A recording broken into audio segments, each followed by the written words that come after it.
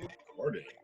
And we're back. It's your boy, Eduardo Jackson, CEO, founder, creator of the Cinema Draft Game, along with our famous and our famous around these parts correspondents from Hollywood, our unpaid Hollywood correspondents, actors, movie enthusiasts, and roommates.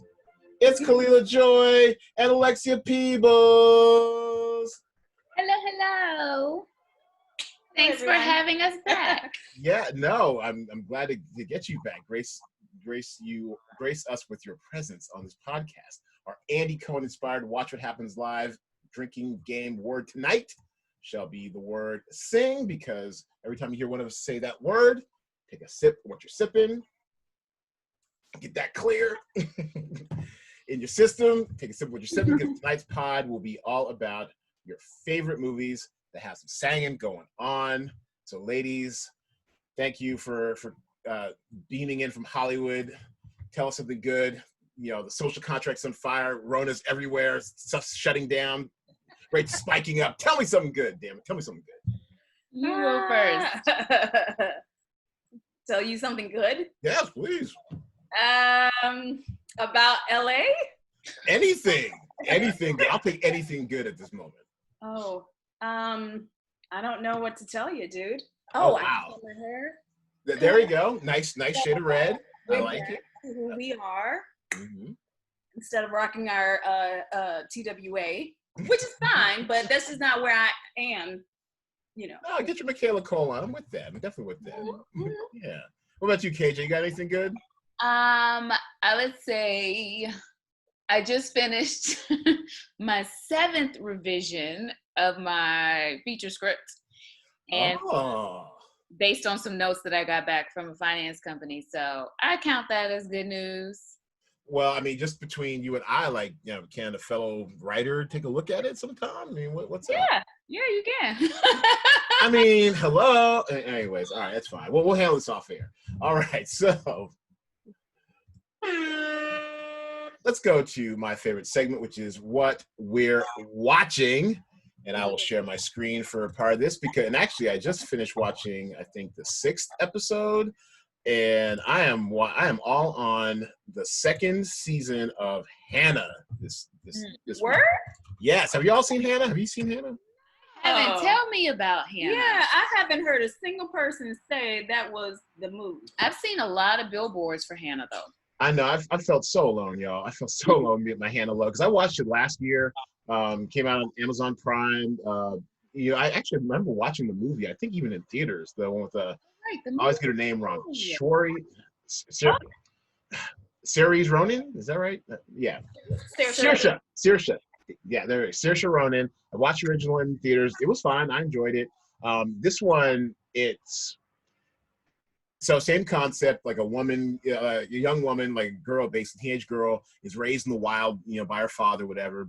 And she's kind of kept off the grid because she's basically the product of this CIA genetic experiment. She's DNA engineered, like part wolf or something like that, be like super feral. They train her, and she's like a trained killer, right? And then it's kind of watching her be introduced back into society when the government kind of tracks her down. And then you see her basically 8 episodes of her kicking ass everywhere. It's really something to see. And this season, it's just more of the same. I mean, there's fights every episode, so I love that.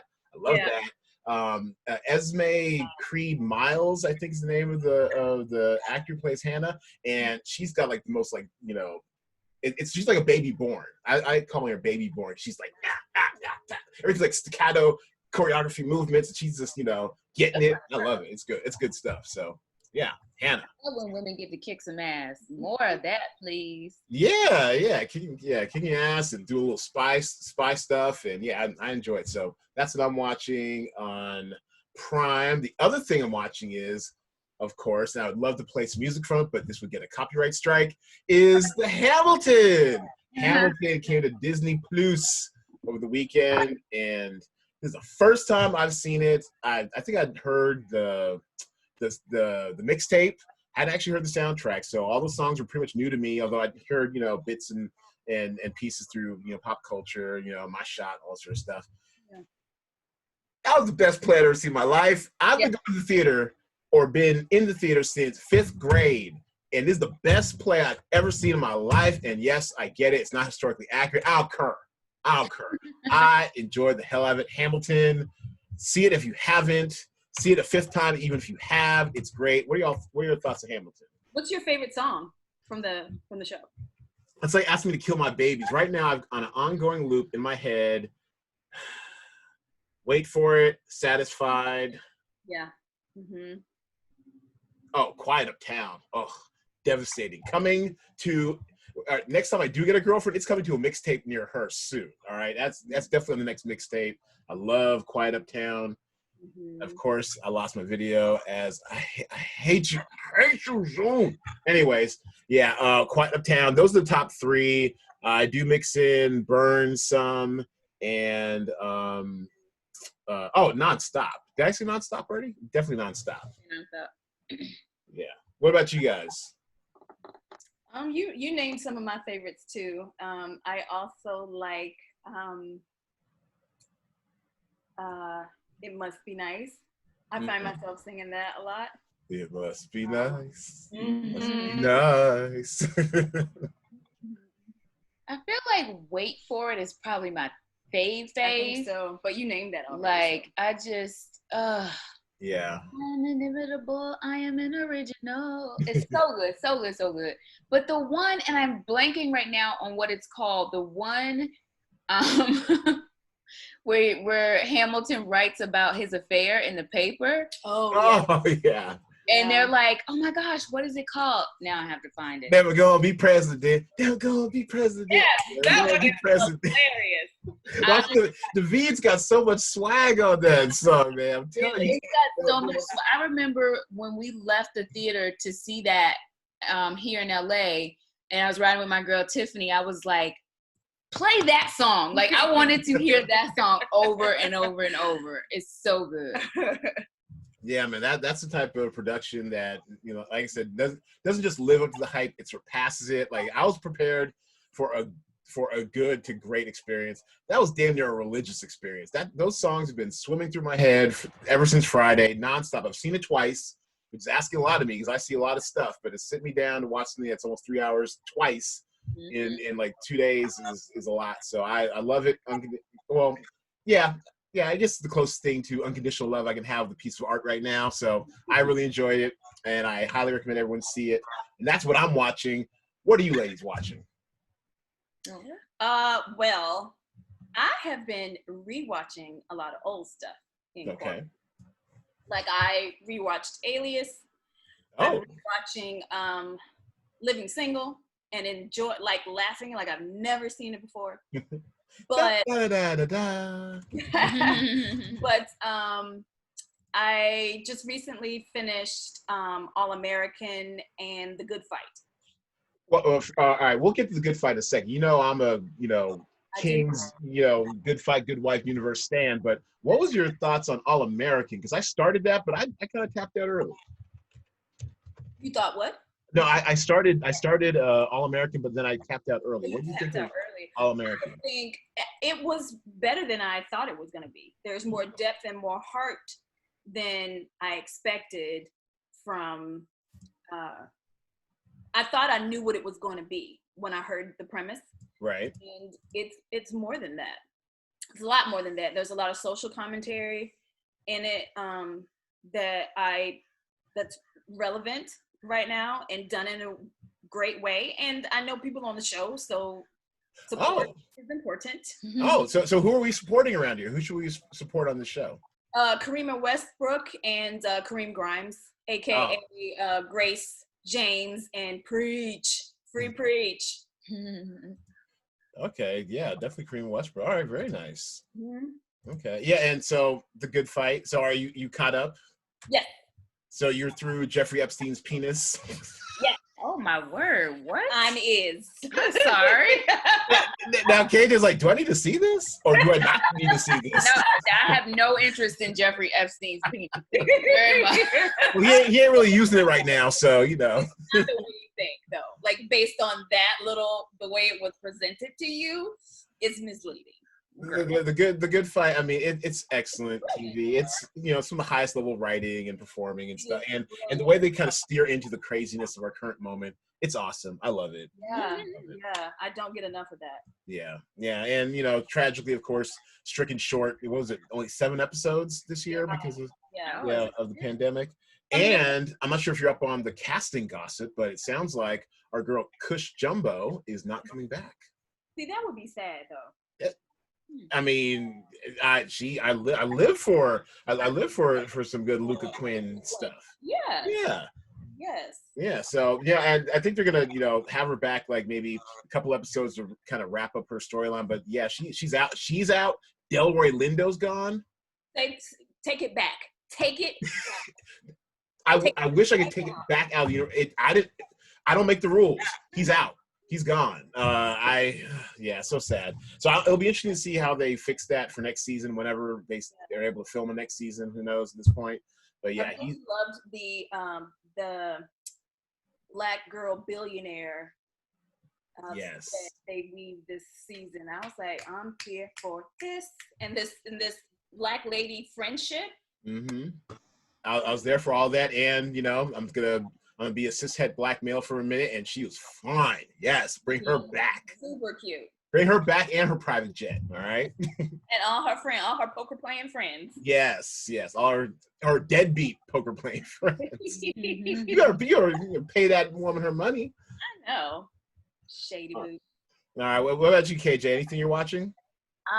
Yes. I actually just started last night, and I'm already 5 episodes in. But I May Destroy You. Whoa. Okay, so you're caught up then, because there are only 5 episodes out there, unless you've got screeners or something. Oh, is it? I don't know. I don't even know how many episodes in the season. I don't know how many have been released. But I am just so blown away. Like, I can't even wrap my mind around how Michaela sat down and wrote this. And like the way it's shot, and she directs a lot of the episodes, and I'm just like, girl, who are you? How are you? This is how are you? Can we be best friends? No. There's an article out, I think today. I'm not sure if it's Vulture or Vanity Fair. It might be Vanity Fair. That did a profile on it. Oh, you read that? Okay, yeah, I need to read that. It's making the circles in mine.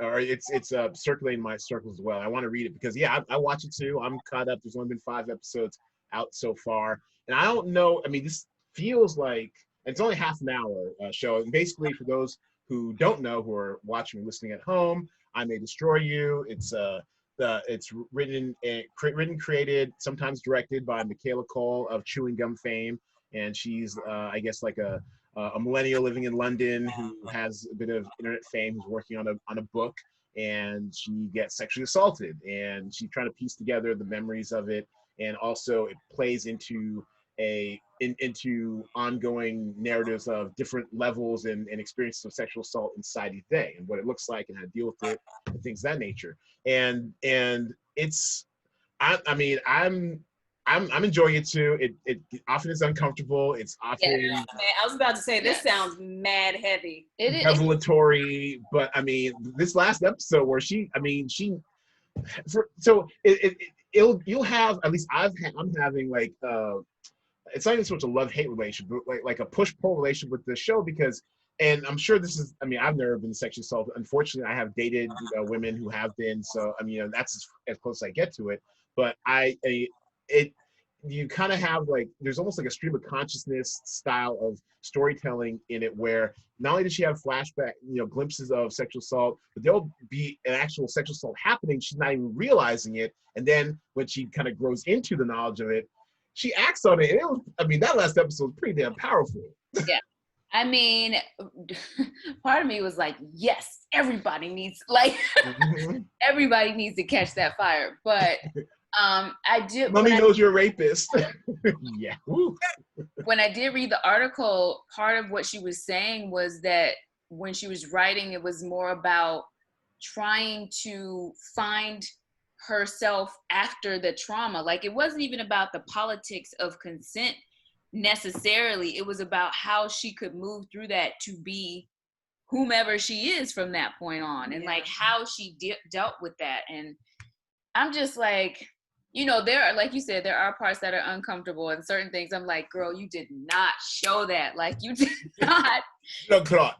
That's what I said. I was like, oh my God. Yeah. But, I mean, I couldn't Real. stop watching it. I was like, this is so good. It's so good. Yeah. I haven't felt this way since Euphoria. And that tracks, because they That's have a what very I was similar thinking. energy behind them. Mm-hmm.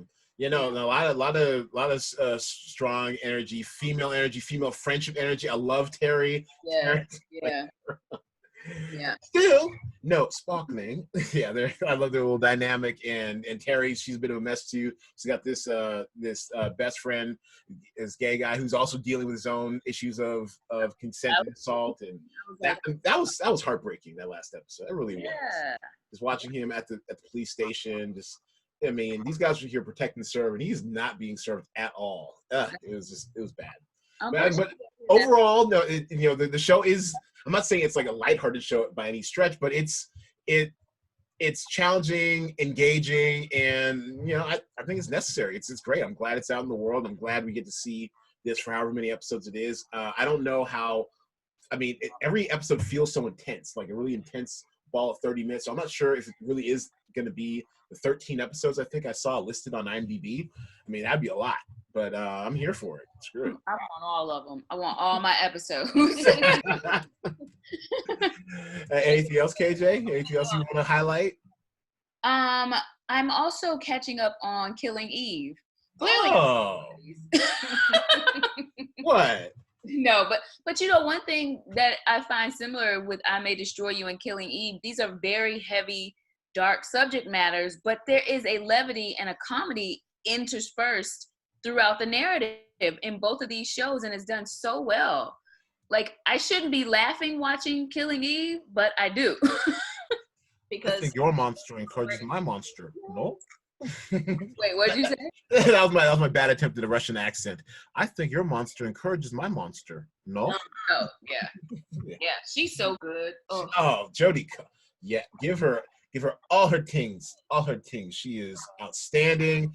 I mean, obviously easy to look at, whatever, but she's so talented. All the different accents, the style, the flair her assassin character Villanelle has is just, I mean, so much fun. Her voices are brilliant and fearless. Like, she's a fearless actress, and I stand. Like, I watch that kind of acting. I'm like, that's what I want to do. And her fashion. I mean, I'm not a fashionista at all. I mean, but man, her fashion is always off the charts. Something really cool. So, how far are you on Killing Eve? I'm only in season 2. I'm like 6 or 7 episodes into season 2. Okay, so I think you've been to the part where she's in Amsterdam. I think she's wearing like a pink dress or something kind of frilly. Yeah. The woman comes up to her, is like, "Can I take a picture of you for my Instagram?" And she's like, "No." Why would I let you do that? Yeah, perfect. Yes, yeah, nice accent too. Why would I let you do that? Yes, that was great. Yeah, so I love it all. I love a good accent. Yeah, I love Jodie Comer, Sandra, and Sandra Oh, she did win her Emmys and stuff the first year around, and she is good in this. I think her best episodes probably were in season 1, but just watching every episode is like a Christmas gift between us and Villanelle. Like, what crazy is she gonna bring this episode? I love it. I absolutely love it. Yes. All right. Good stuff. Wrong button, but we'll indulge it. It's kind of long too.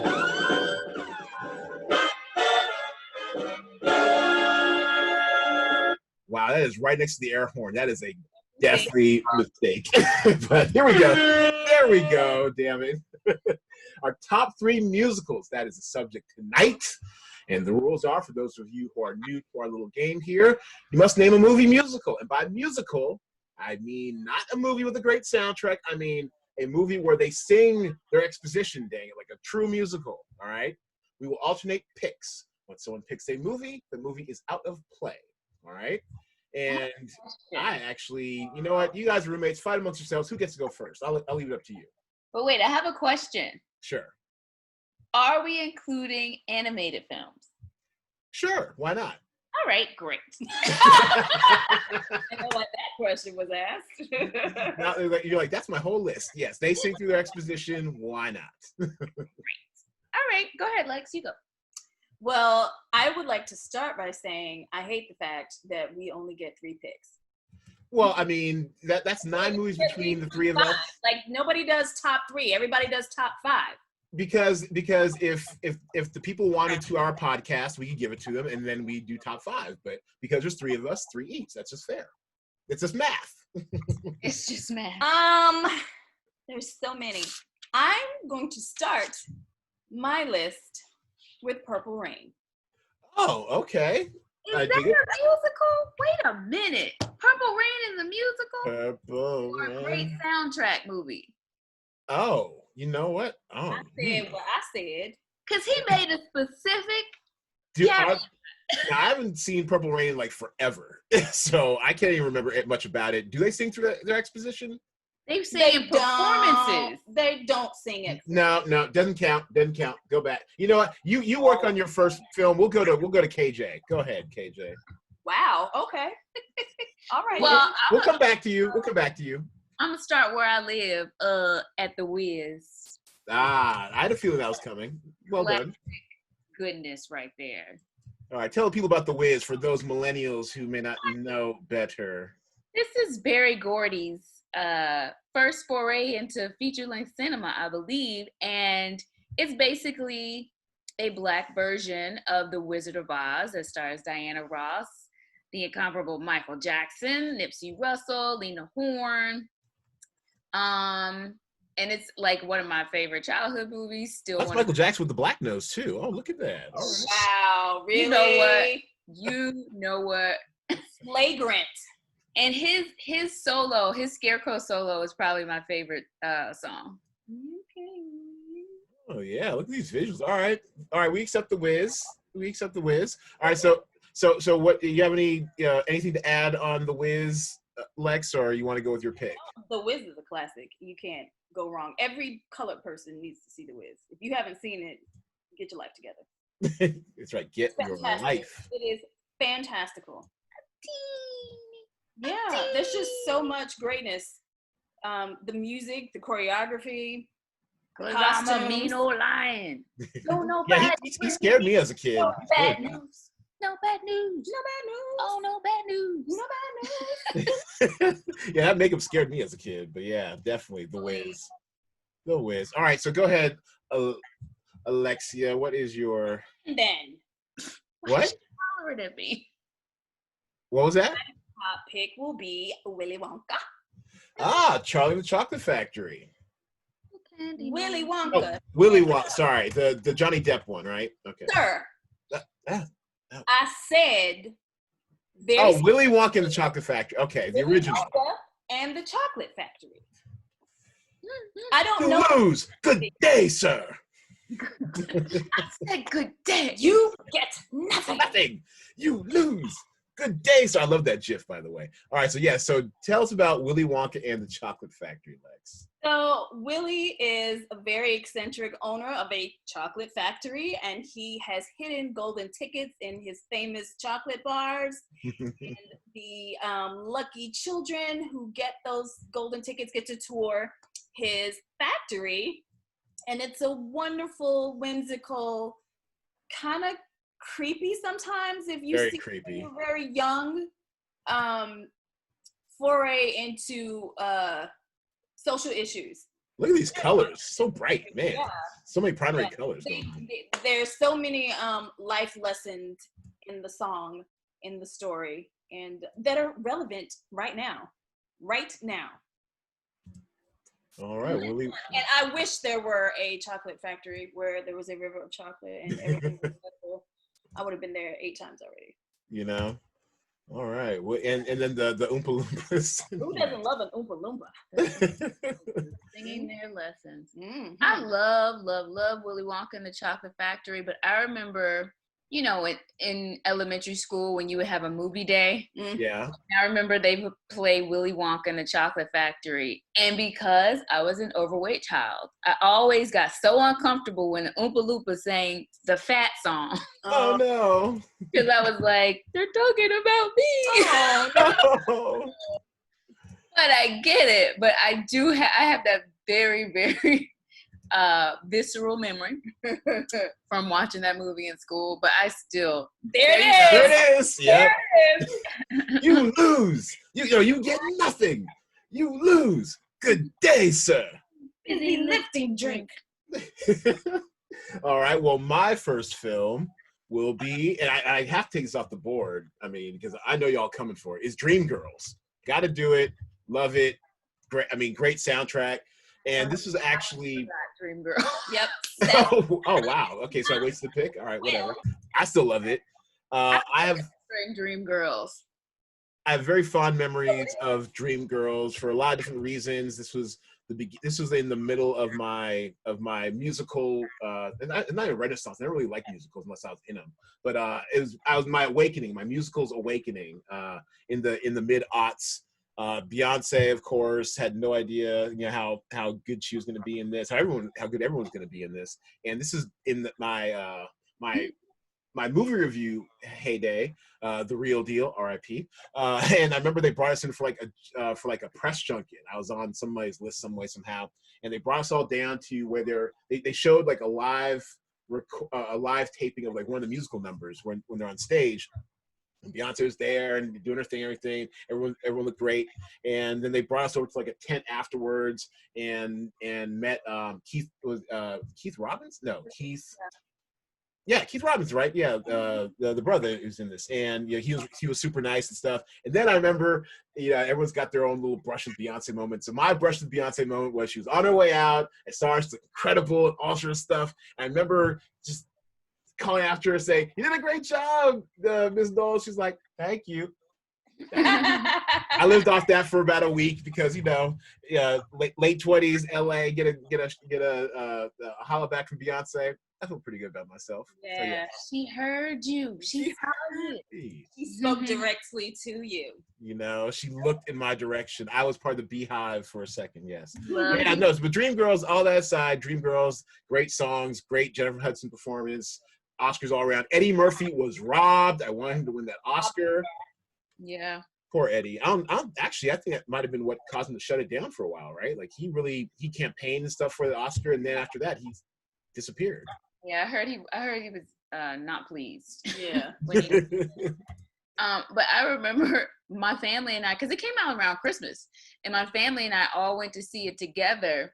And after Jennifer Hudson does her big "You're Gonna Love Me" number, I remember telling my dad, I was like, "Man, she lost American Idol." He was like, "Well, who the hell won then?" Who did win that year? Was that Lambert? No, that wasn't Lambert's year. I don't even remember. But he could not believe. He was like, "No." Yeah, man. J. Hud. So good. How you like me now? Yeah. Oh, that was a good movie. I want to watch that now. I know, yeah. See? Yeah, I definitely still have the soundtrack. That soundtrack still bangs. Yeah. And that was that, and I think that was Anika. Yeah, that was my my first exposure to Anika Noni Rose. Yeah. Was that her first film? I know she was a big Broadway actress. Yeah, it might have been. Let's see. Anika Noni. Yeah, she. Oh, God. Oh my gosh. Yes. Still serving them. Serving us them looks. Power then, since you're such a Nika fan. I mean, I didn't. Every time I see her in something, I'm just instantly happy. She's so good in everything she does. Like I'm not like I don't go around thinking like, oh wow, I really love Anika Noni Rose today. But every time I see her in something, I love it. I love her. Even that failed 2-season BET show on college or whatever, where she was like the quad. Yeah, the quad. Yeah, thank you. Where she was like the sexed up headmaster, whatever it was. That was great. That definitely was about my interests. So looks like her first. Oh, I guess she had like some small bit parts on. Oh, from Justin to Kelly. That was your movie debut? Oh, you poor child. Okay. What is that? Remember Justin Guarini? Guarini and Kelly Clarkson after they were American Idol. Wow. Quick cultural cul-de-sac into nowhere. This happened. I actually forgot. Was he the runner-up? Yeah. Okay. Yeah. Oh, wow. Oh, there she is. There's our girl. Wow. She looks the same, man. Y'all, blessings be to the African-American woman and your features and your skin tone. I mean, y'all just keep doing it. Just keep timeless. Damn it, timeless. Yeah. I did not see that. I saw pretty much everything back then. I did not see this. So. Oh wow! Does Justin? You gonna watch it? 2.1. I'm gonna watch it now just because. 2.1 on IMDb. Do you know what? Just gonna do it just because. Out of 24,000 rate, do you know how bad you have to be to get a 2.1 on IMDb? No. Like this is my business. We do the scores every week, all week. To get a 2.1, that's like unheard of. Wow. That's an accomplishment. Anyways, all right, so enough about this culture cul-de-sac. Let's go to the next movie. We'll go back to you, Alexia, since we didn't kick Don't do me any favors. Girl, go ahead.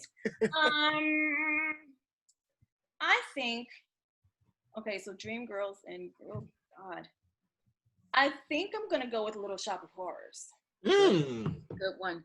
Really? Feed me, Seymour. I've watched my entire childhood. I've seen Willy Wonka count, like I literally couldn't count how many times I've seen that movie. Same with The Little Shop of Horrors. My bestie in high school, we also used to go to the same church. And, sometimes my sister and I would go home with her and her sister. And her dad would be like, we would be watching the show in their living room. And he would be like, does this come out every week? Every Yeah. Suddenly Seymour. So yes. Oh wow! I had no idea Tichina was in. Oh, and Tisha. Wow. Mm-hmm. Little shop of horrors. I remember that part. Yeah. Little shop of horrors. Yeah. Okay. Yeah, I remember seeing it in the theater. My mom took me to see it for some reason, and I remember like being terrorized by the plant, but loving the songs. Yeah. Oh, good stuff. I don't remember when I actually saw the movie. I think I was a little bit, maybe I was a teenager. But I tell you what, the voice that shocked me was Miss Audrey. I was not expecting that. She gave you the whole Vanilla Michelle situation, like 8 octaves high, and her speaking voice, and then her singing voice was 8 octaves low. And really powerful. I was like, whoa. Come on, Suddenly Seymour. I just watched Little Shop of Horrors probably a month ago. Did you? Oh, wow. On what? On GP. It was on one of the apps, Prime or Roku. Or Hulu. One of those. Oh, look at that. All right, Little Shop of Horrors, good one. Good one. All right, so what's your next film, Khalilah? Well, since you said we could do animation, I'm gonna go with The Little Mermaid. There we go. Because I'm surprised that one first. I love that movie so much. I've loved it since I was a wee lass. And I'm on a big Outlander jag right now, so I appreciated the wee lass. All right, so that was. I just blanked. I'm sorry. What was the name of the film? The Little Mermaid. Little Mermaid. Thank you. All right, Little Mermaid. And they are doing a live action version eventually with young Halle. Yeah, Halle Bailey. No. That's wrong one. Oops. Yeah. No, wrong one. Damn. Let me quit clicking the wrong stuff. Hold on a second. How many Little Mermaids are there? Too many, apparently. Maybe you have to type in the. 2011. That's right. No, that's TV show. The Little Mermaid. There we go. 89. Yes. Ariel. Yes. Which kicked off, the 1,000 Christmas Halloween costumes and what have you, with the red hair and the scales and stuff. So tell us about your love of The Little Mermaid. I just remember seeing it when I was a kid. My mom took me, and we missed the beginning. And God bless my mom. She let us stay to watch the next showing so we could watch the 15 or 10 minutes we missed. But then she was like, we are not watching this whole thing again. So we actually had to leave. But I just remember falling in love with this movie. And my favorite song is not probably one of the more well-known ones is Kiss the Girl, which now in the wake of understanding more about consent is a little problematic. Right. Because he's just kiss the girl, But we all have our problematic faves, yes. Right. But there's this flamingo in that song who is definitely a brother because he comes in with this harmony boy that just was like, woo wee. But yeah, I love it. I mean, it's about Ariel. She falls in love. She makes a deal with Ursula the Sea Witch to become a human so she can get her prince, but Ursula steals her voice. So she has to be, is mute still politically correct? What do you say? Yeah, mute. Yeah, can't speak. Yeah. Yeah, she can't speak. And yeah, and like all Disney movies, it all works out in the end. Because if it didn't, then those children, then those kids, those parents have to deal with the aftermath. So yes, it all has to work out at the end. Right, exactly. That is a snarf blat, by the way. A what? I'm sorry? The thing that the seagull is holding, because his character, he's always trying to teach Ariel about human things, which he doesn't understand. And so that pipe, he tells her, is a snarf blat. I believe that's what it was called. I see. And have you seen The Little Mermaid, Lex? I did see The Little Mermaid, 5 years ago? Oh, better late than never. Remember we had this discussion. She was undone that had not seen this movie. And we watched it. But you've only seen it the one time? Basically. Like watch it or move out, that type of undone? Well, it was her house, so no. Fair. Yeah, Little Mermaid. It's been forever, but yeah, I do remember seeing it. I do remember enjoying it. Yeah. Yeah, it's totally enjoyable. It's super cute. I mean, I kind of wish I had seen it as a kid to be able to appreciate it for what it's supposed to be to children, because when you watch things as an adult, it hits differently. Yes. So, you're like, oh, well, that's kind of not cool. That's sexist. That's, whatever it is. But right. Yeah. All right. Well, my second movie, and I'll definitely take this one off the board because I do love this movie. And actually, I am due for a rewatch. And it is Moulin Rouge. I'm not surprised that that's on your list. Oh, okay. So before I say why I love it, tell me why you think I love it. This is actually interesting. I'm on the couch. Knowing you the way I do, I feel like this is your kind of thing. Because right. He's like, say more. Say more. Dissect me for the audience. I'm with it. I'm giving my consent. No, I think I think you are a fan of Nicole Kidman, and you like this. I don't know. I'm not sure. It's fine. I'll let you off the hook. I'll tell you why I like it. I'm not sure I can pinpoint specifically why I think you like it. I just am not surprised. Well, and this is actually, if not this movie, a movie. Actually, it was this movie. This is the movie that kicked off my admiration for musical movies. I mean, because it's one thing to go see a musical in the theater and stuff. You can see a lot of stuff in the theater, but seeing musicals on the screen really wasn't my thing until I saw Moulin Rouge. And that first, I think, half hour, 45 minutes, whatever, is the most frenetic thing you will ever see in your life. It is flashy. It is fast. It is, and I think it might have actually, I think I read something somewhere that like the amount of cuts he made, Baz Luhrmann, the director, made in like that first section was like some sort of record or something. I mean, it was an orgy for your eyes. And it was like watching a kaleidoscope, like 10 kaleidoscopes going all at the same time and throwing at your face and to song. And I was hooked. She was incredible in it. The songs are great. I think they did sing their own songs. I bought the soundtrack promptly after I saw it. I think I went and got the DVD, owned it for years. And I mean, some of the one or two of the songs on it made my infamous Slow Love mixtape series. So yes, I was invested in this movie, and I truly enjoyed it. I love this movie. The songs still are great, and great performances, and it's fun. I mean, it's a lot. I mean, if you haven't been to like, you know what? If you've seen the Get Down on Netflix, that was also Baz Luhrmann. He directed the pilot for that, like the hour and a half long first episode.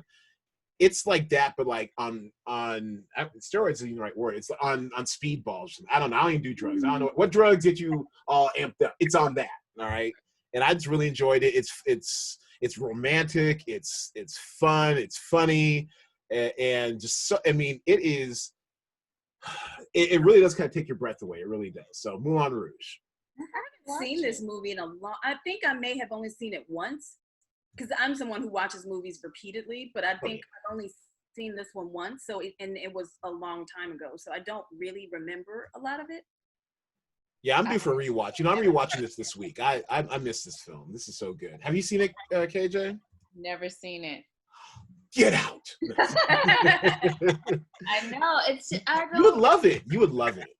You know, it's interesting. I'm not sure why I never saw it. What year did this come out? 2001. I don't know. It kind of just, I remember, of course I remember the Christina Aguilera Pink Maya Lil Kim song. Voulez-vous coucher avec moi? Yeah, I remember the video too. Yeah, it's just the colors, the production values, incredible. Moulin Rouge, treat yourself. Treat yourself. All right, so next, so Lex, your final film. What you got? That's gone. I'm gonna go with Grease. A classic. That was on my list. Yeah. That's right. Backup plan. All right, yes, Grease. 78. I assume the 78 one, right? Yeah. Well, there's one on here that says 1971. I don't know that one. I know this one. Yeah, I don't know 1971 either. Yeah. So extrapolate. Why Grease? I mean, why not? But why Grease? Well, again, I watched this when I was young, and oh, that looks fun. Wow. Yeah, when I was little, and it's another one that I've seen 50,000 times. And I actually wrote a paper about this in grad school for some reason. I don't remember exactly why, but you know, the songs bang to this day. Yep. And it's a lovely. Oh, look at Stockard Channing. I know, our girl. I mean, when you listen to the you know, the things that they say in this movie are so uncool right now. Like, you would never get away with the things that they talk about in this film. Tell me more. Yeah. I just had a realization. That actress, Dinah Manoff, that you just passed. Oh, yeah. What about it's her? Carol in Empty Nest, which was the Golden Girls spinoff. Oh, didn't really? Yes. I just had that realization. There it is. Carol Weston. Oh, okay. I remember Empty Nest. Oh, no, this is my favorite type of cultural cul-de-sac. We going back to 80s sitcoms. Yes. Well, Christy McNichol. Wow. Yeah. How is it a Golden Girls spinoff? Because the actual pilot was a Golden Girls episode that they broke away but, from. What is it? Like, how is it connected? Their to neighbors. Oh, yeah. Their neighbors. Garth Brooks. Wow. But Harry Weston, this actor, Richard, what's his name? Richard Mulligan. Yeah, there she is, Estelle Getty. Yeah, she's like connective tissue. Yeah, he was not in the pilot. It was completely different actors, and I think Rita Moreno was his wife in the pilot. But then when they did the show, his wife had died, and it was just him. So it was a spinoff, but it turned into something totally different. Is that Marsha Warfield? That is Marsha Warfield. Night Court. What you know about the Bales in Night Court? That's so funny. Yeah. Oh, wow. Yeah. All right. Nice one. This is a great little, you know, story about opposites attracting and the things that we do for love.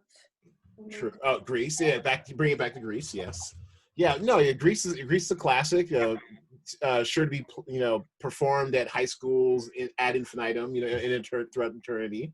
The song. And actually, what was I watching? I was watching something that was like some show that was. Actually, I was watching Hannah earlier tonight, and someone mentioned one character's cover name was Sandy Phillips, and these are all like, you know, 18, 19-year-olds talking now. So yeah, I mean, Sandy Phillips. Then this other girl who just meet her is like, Sandy Phillips, your parents like Grease? And she's like, huh? Because it's like one of the female assassin trainees who didn't know anything about the world. It's like, what do you mean? It's like Grease, you know, like the musical. I'm like, She don't know. They don't know. So it lives even to this day. Some damn near 40 years later. Grease. Go ahead. I love Grease too as well. I know, a lot of people don't like it. Michelle Pfeiffer doesn't even like the movie, but I loved Grease too. Oh, Grease too. Okay. Mm-hmm. I thought it was all right. I never mind it. I loved it. I mean, it's cheesier than Grease. But I was with it. I watched that. Maxwell Caulfield. I really thought he was going to be a thing. I really did. He had that hair. Yeah. And look at that look. I mean, he's ready to seduce all you American ladies right now. Look at that hair. Maxwell Caulfield. Yeah, wow. All right, takes me back. All right, so great pick. What's your next pick, KJ? I'm a little torn between two, but I'm going to go with Chicago. Damn. Yeah. All right, well played. You took my third. It's all good. It's all good. Lipschitz. So good. What was your other one that you were torn between? Actually, Eduardo's other one. La La Land. Oh, that's never gonna be on his list. He loved La La Land. Did you?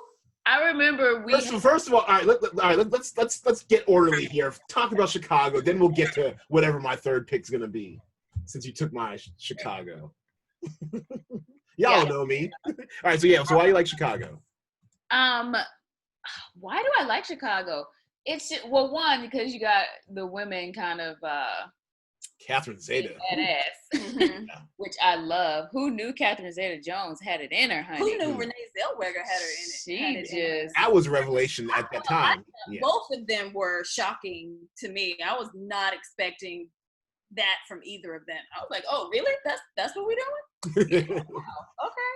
It was great. And I wasn't familiar with the story beforehand, so I actually thought the story was pretty cool. I was like, oh, yeah, look. And I mean, still relevant today when you talk about media hype and, how people are made celebrities even for heinous things. And then, the next news cycle comes and they're tossed in the trash, Yeah. Still very true. Mm-hmm.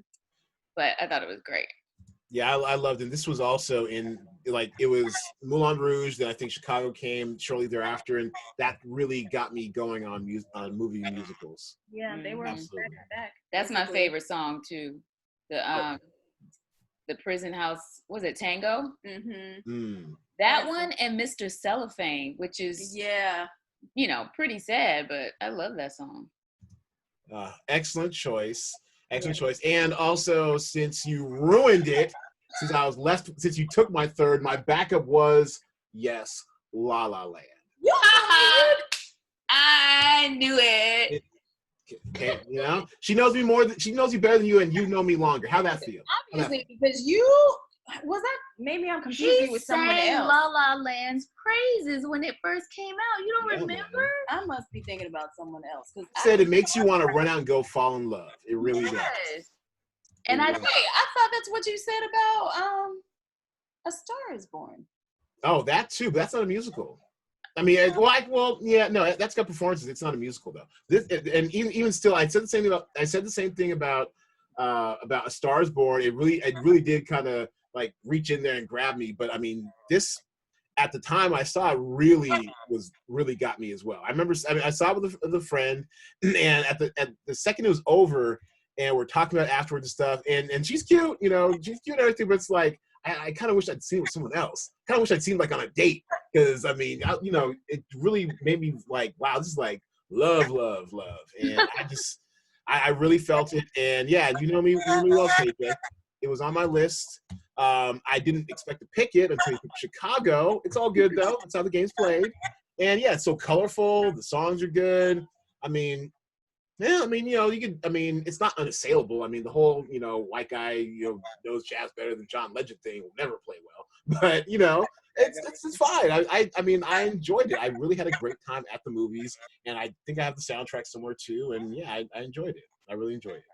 It's one of those movies, like, at first I was like, everybody is just going on and on. And again, when I first saw it, I do think I was with the wrong people. Yeah. Because there was a lot of talking, and it was a lot of like just And I, at that point, I don't think I could give it my full focus, but I used to do quality control for film distribution companies. And I had to watch it something like 3 times for work. And after that, I was like, okay, yeah, this movie's really, really good.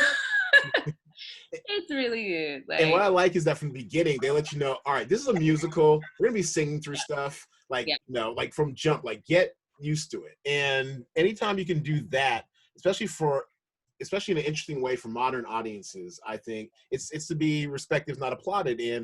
And also it's very much about like the young single actor struggle in LA.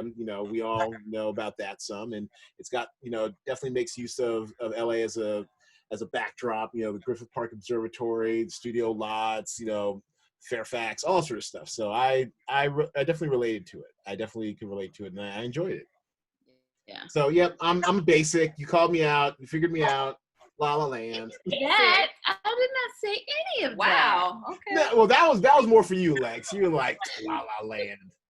La La Land won I think I must awards. be confusing you with somebody else because I was like, what? Yeah. But I have told people before in terms of falling in love and to this movie, wanting to be in love. I was like, this guy at work was asking if he should take his wife to see. His wife wanted to see it. I said, if you are sure that you are the love of her life, take her. If you are not, if there's remotely the possibility that someone else was the one who got away. Because that ending. All right. Well, fair. Yeah. Yeah. Oh, yeah. Just I really enjoy it. And they have great chemistry together too. I think this is on the heels of they did Crazy Stupid Love, and they were great in that as well. Yeah. Ryan Gosling, Emma Stone. Rom-com. That is my favorite rom-com. Really? Yeah. Oh wow. So I guess I missed you the day I was live tweeting a rewatch of it about a couple months ago. That was. Oh, were you? I did. Yeah, you could look up Swag Poker and Crazy Stupid Love. You might see a nice little string of Swag crazy poker. stupid texts, crazy stupid tweets. Okay. You said Swag Poker? Well, that's my Twitter handle. I'm just making sure that's what you said. Oh, actually, you know what? Actually, I think I did it most for. I think I did it from the Cinema Draft account. So yeah, @play Cinema Draft, and then crazy stupid love hashtag. I think you'll find them there. But yeah, I hadn't seen it since 2011, I think, and I really enjoyed rewatching it. So you got great taste, kid. You got great taste. All right, so I hit the right button this time. All right, I almost missed it. I got the right button this time. All right, so that will end this segment, and we are going to take a short break to bring you our pre-recorded messages of how you play and enjoy the great DraftStream game. We'll be right back shortly after this. Back, at least in voice, if not in face. All right, so our quarantine movie of the week last week was Hustlers, and this week it is Armageddon, that classic, heartfelt tale of trying to save the world from an asteroid crashing into it. Are you all familiar with Armageddon? I loved Armageddon. Yeah. I mean, say what you want. I think some people find it kind of corny or sappy or, wholly unbelievable. I'm like, okay, suspend disbelief. You know what I mean? But like, I thought it was funny. I thought it was like suspenseful. I thought it was very touching at the end. I might have shed a few, might have shed 1 or 2 of these tears. This is a safe space. I too nearly shed a tear myself. Ben Affleck coming into his leading man status. Yeah. Great ensemble cast. Funny, fun, Steve Buscemi. And Bruce Willis doing Bruce Willis thing. It was great. Yep. Yeah. And Errol Smith with a quality contribution to music from that soundtrack. Mm-hmm. Don't wanna miss a thing. Yeah, and it's funny because they did a rewatchables on this one podcast I listened to on Armageddon, and I did not realize this, but apparently this is probably one of the most subversively pro-right movies ever. Because think about when you go back through it. When you first see Harry Stamp on his oil rig, They're hitting golf balls at Greenpeace. The jingoism, flags, everywhere.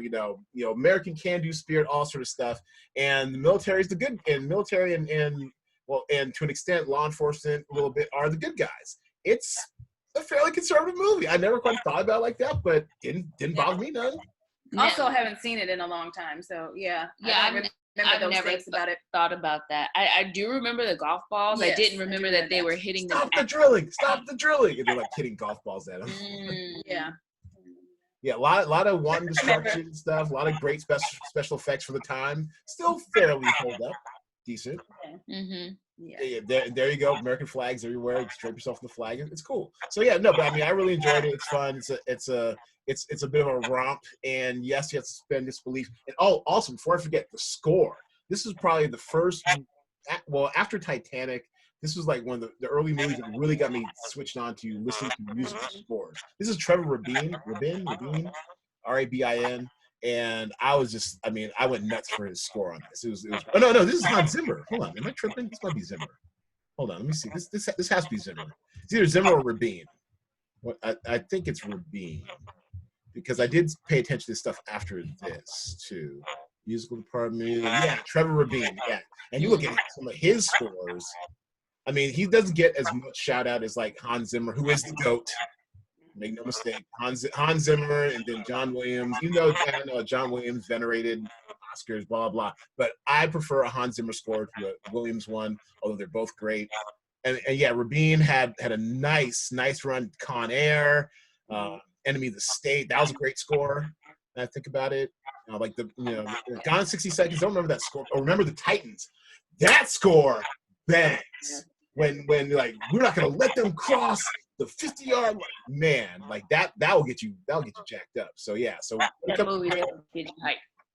comes to good musical scores, this one, Trevor Rabin started really doing his thing with this one right here.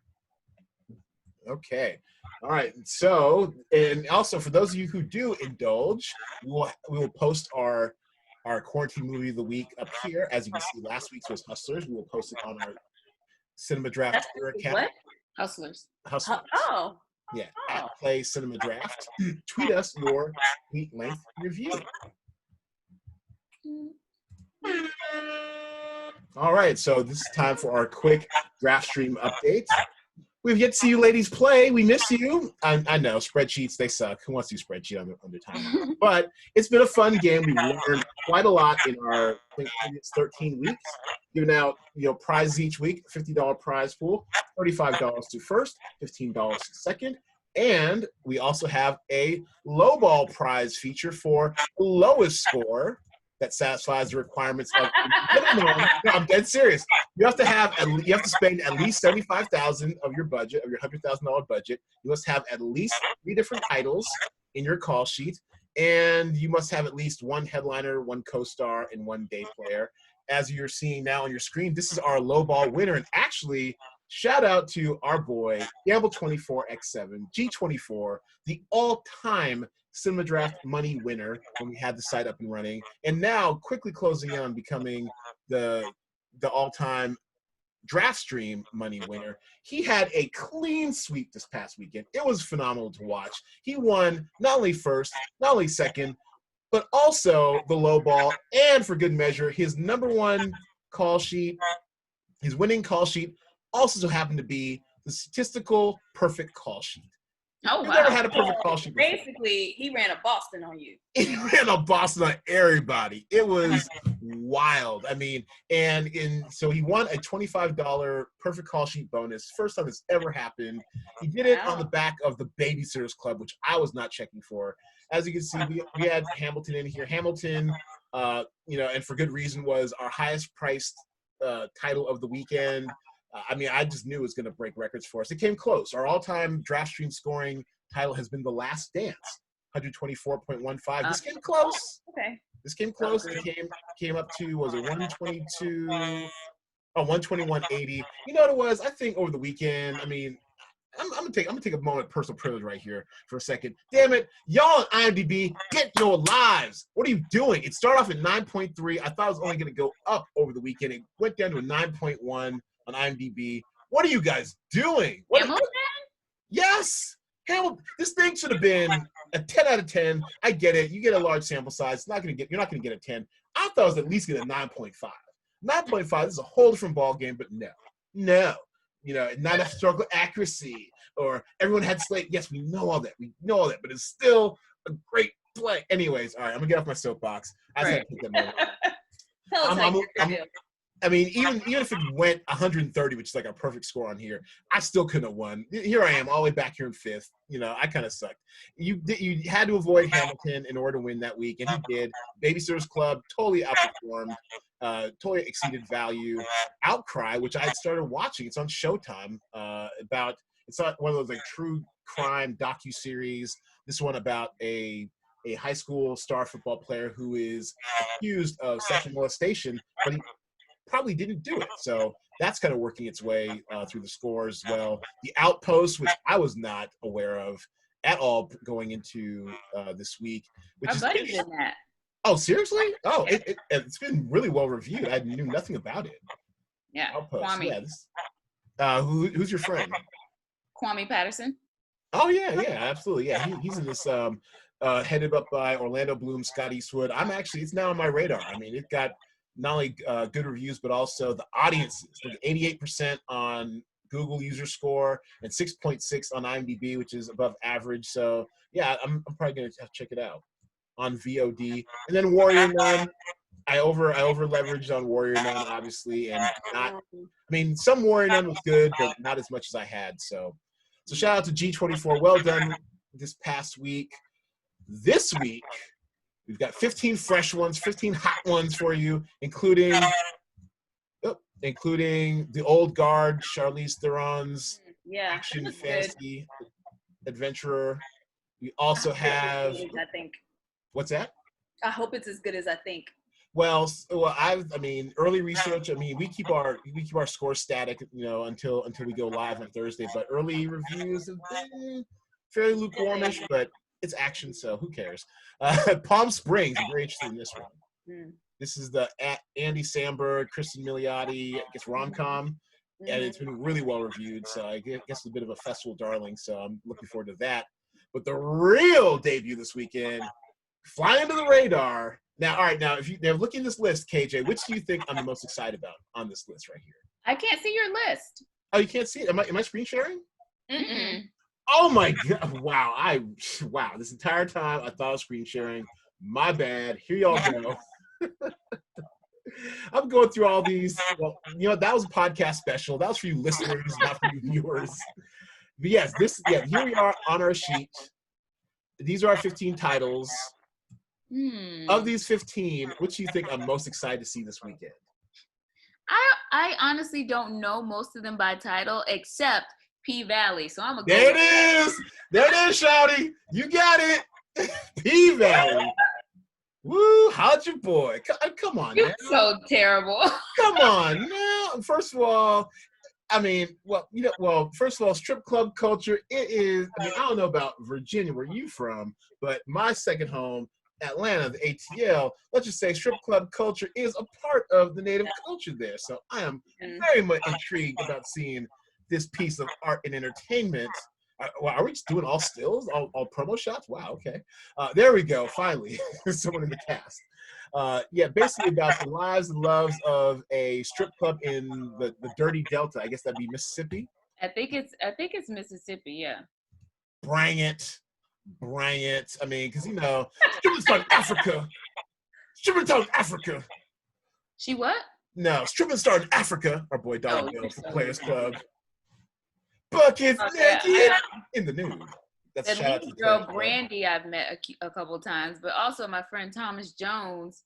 He's gonna recur in it, and he was telling me about the work they had to do with the dialect coach to get that Mississippi Southern. Okay. Yeah. Yes, Thomas Jones, aka former Jets running back, aka what was the name of his character in Luke Cage? What was that? On Being Mary Jane? No, well, he was in Being Mary Jane. He was the jump off. Also, he was in you talking about Luke Cage? Yeah, Luke Cage. Yeah. Oh, I forgot what his name was. Yeah, he had a great arc.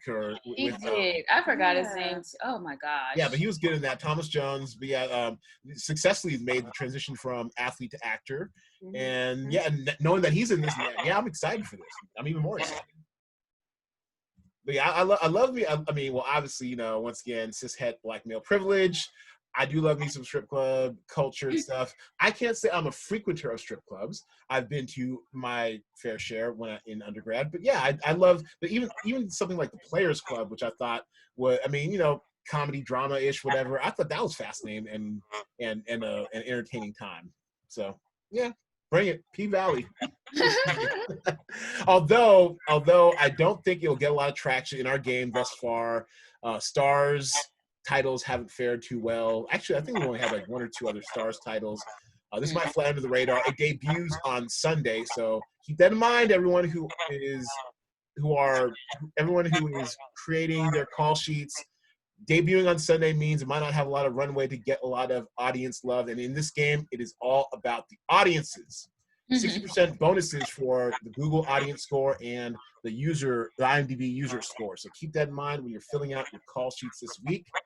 As always, your call sheets are due Thursday, 6 p.m. Pacific time to win part of our $50 prize pool. And we'll see if our boy Gamble 24x7 and his perfect damn call sheet can run it back.